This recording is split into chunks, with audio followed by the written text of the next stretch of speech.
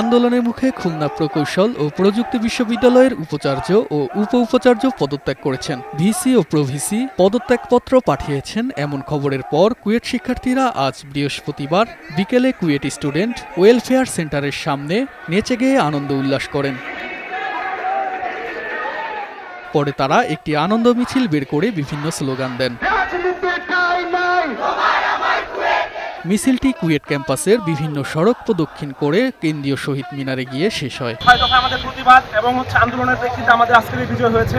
তো আমাদের একটা ধাপ মাত্র হয়েছে, আমাদের আরো অনেকগুলো ধাপ আছে। যে 18 তারিখে আমরা যে হামলা শিকার হয়েছিলাম ছাত্রদল থেকে, ওইটার যেন বিচার পাই। এর আগে বুধবার মধ্যরাতে উপাচার্য ও উপ-উপাচার্যের দায়িত্ব থেকে অব্যাহতি প্রদানের প্রক্রিয়া শুরু হওয়ার খবরে অনশন ভাঙে আন্দোলনরত শিক্ষার্থীরা।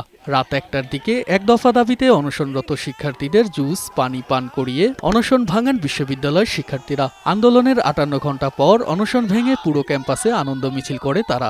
অবশেষে আমাদের দাবি হয়েছে। কালকে রাত্রে আপনারা দেখতে পাচ্ছেন যে আমরা আমাদের বাঁধ ভাঙা উল্লাস। গত 18 ফেব্রুয়ারি কুয়েটে ছাত্র রাজনীতি বন্ধের দাবিকে কেন্দ্র করে সংঘর্ষের ঘটনায় শতাধিক মানুষ আহত হয়। পরদিন প্রশাসনিক ভবন সহ সব একাডেমিক ভবনে তালা ঝুলিয়ে দেন শিক্ষার্থীরা। 14 এপ্রিল রাতে সিন্ডিকেট সভায় সংঘর্ষে জড়িত থাকার অভিযোগে 37 শিক্ষার্থীকে সাময়িকভাবে বহিষ্কার করা হয়। এই ঘটনার জেরে গত রোববার থেকে উপাচার্যের পদত্যাগের এক দফা দাবিতে আন্দোলনের নামে শিক্ষার্থীরা। 37 শিক্ষার্থীর সামরিক বহিষ্কারাদেশ প্রত্যাহার করা হয়েছে আগেই। পূর্ব ঘোষণা অনুযায়ী আগামী 4 মে থেকে বিশ্ববিদ্যালয়ের একাডেমিক কার্যক্রম চালু হওয়ার কথা রয়েছে। এদিকে শিক্ষার্থীদের আন্দোলনের মুখে সুষ্ঠু তদন্ত ছাড়া খুলনা প্রকৌশল ও প্রযুক্তি বিশ্ববিদ্যালয়ের ভিসি ও প্রভিসিকে অব্যাহতির সিদ্ধান্ত ন্যায় বিচার হয়নি বলে মন্তব্য করেছে শিক্ষক সমিতি। তুষার আহমেদ, বৈশাখী সংবাদ।